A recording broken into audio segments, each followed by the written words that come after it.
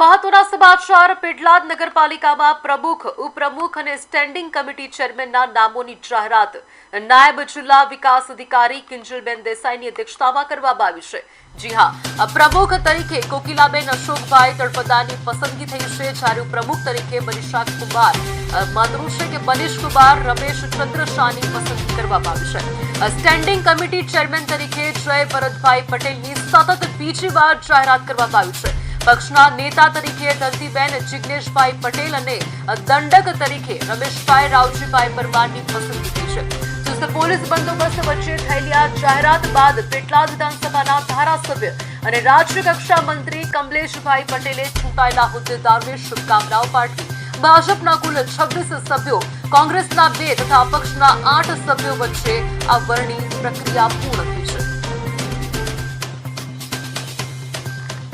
હું આપ સૌને વિશ્વાસ આપું છું। ફરી એક વખત જિલ્લા સંગઠનનો સાથે પ્રદેશ સંગઠનનો, અમારા ધારાસભ્યશ્રીનો, સાંસદશ્રીનો, જિલ્લા પ્રમુખ સાહેબનો ખૂબ ખૂબ આભાર। પેટલાદના જનતા જનાર્દનનો આભાર। અમારા શહેર પ્રમુખ ધર્મેન્દ્રભાઈ પટેલનો આભાર। અસ્તુ ભારત માતા કી જય। કોર્પોરેટર પેટલાદના વિકાસમાં તનતોડ મહેનત કરશે અને પેટલાદને હજુ પણ નવા આયામો સુધી પહોંચાડવા માટે કટિબદ્ધ છે। અસ્તુ વંદે માતરમ। ભારત માતા કી જય।